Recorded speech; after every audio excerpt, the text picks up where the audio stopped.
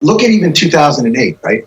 So we have this enormous economic collapse in 2008. The housing market sinks and these derivative mortgage things go down.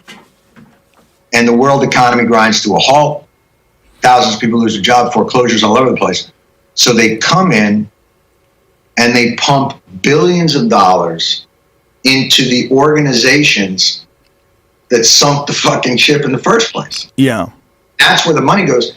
And I remember asking the Treasury Secretary at the time, you know, this is a mortgage question, right? Because the derivatives made it like a geometric problem. So if they're bundling mortgages and 8% of those mortgages go underwater, it sinks the derivatives market, which is trillions of dollars as opposed to billions of dollars.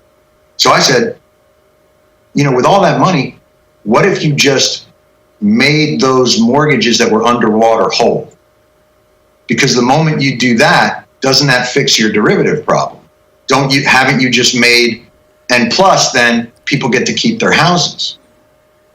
And what he said to me was, you can't do that because of moral hazard. Huh? So moral hazard is a theory that you can't incentivize bad behavior. So what he's saying is the people that took out mortgages on their homes that went underwater, that's their fault. So you can't bail them out because that would be sending a hazardous message morally about the economy. So I said, what's the moral hazard of then making the people that actually blew up the economy whole again? What's that? How is that not moral hazard? And he said, the plane was on fire and we had to land it. Wow. But they lit the plane. They were the ones who lit the plane on fire. How are you're rewarding them for that? Yeah. Yeah, I've heard both sides of that argument. I've heard the argument that nothing's too big to fail, let it fail. And then I've heard the argument that if it did fail, it'd be so catastrophic. But I'm saying it wouldn't have failed. So it was a failure because they bundled more. Oh, yeah. Yeah, they did it all to themselves. But if you made the mortgages at the base of that, okay. So let's say 10% of the mortgages were underwater. But, you know, so let's say you had a $200,000 mortgage and now the house is only worth $150,000. So instead of giving $1 million to AIG at the top, give $50,000 to that mortgage, bring it into line with its value. Suddenly that thing's not underwater anymore. It's like putting ballast into a ship that's sinking. Put the ballast in, the ship comes up, rather than just saying, all right, we'll buy you another fucking ship. That almost seems too logical, though. That's right? That's kind of part of what's the problem with all this. But that's what I was saying. Like, when you said, that's moral hazard, I was just like, I don't even know what to do with that. Incentivizing bad behavior doesn't count when you're the ones who tank the economy. I mean, it's like what you're talking about today. Like if someone tried to say that these small businesses that are going under because of the COVID sanctions, because everybody's been locked down, rather, if those people need to pull themselves up by their bootstraps, it's a great example why that analogy sucks. Because like, there's nothing to do, man. You can't work. There's nothing. You like, what do you want them to do? There's no opportunity. Everything's shut down. If you go under at this time, it's not your fault. It's one of the rare times. If I'm the government right now, here's something I could do that's like, again, like it seems like a simple solution, which is like just suspend and extend. Yeah. So the country shut down, right? What's people's oftentimes biggest worry? My rent or my mortgage? Yeah. Suspend and extend. You know what? We're going to do a 6-month suspend.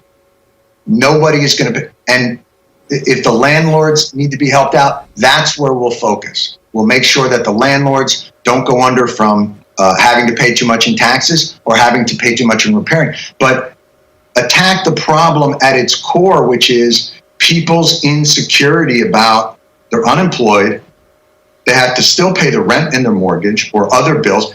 Let's take a big chunk of their nut. Oftentimes for people, mortgage and rent is one of the biggest nuts. Just fucking say, like, because clearly we have the wherewithal and the money. We're suspending and extending. Everybody, like, give people a chance to breathe just for a moment. And for the landlords, I'm not trying to dick them over, like, give them some kind of rent a real estate tax break or some operating expense. Keep everybody. You know what? It's almost like you're a patient on a ventilator. Like, let's just keep everybody alive. Yeah. Till we get past this moment, because they keep saying, well, we got to reopen the economy. We are the economy. Right. There is no, corporations may be people, but corporations still can't catch COVID. We can.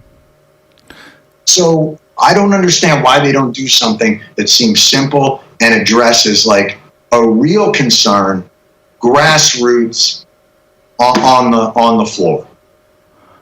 Again, you're speaking too logically. I think it's such a difficult time too politically, because the ideas get segmented into left or right, right? Like even the ideas of how to address COVID, how to address the economy, how to address all everything becomes politicized, and it's that's terrible. That's unfortunate. Yeah, it's really unfortunate because it shouldn't be that way, and I'm not sure how it started that way, and it's really unfortunate.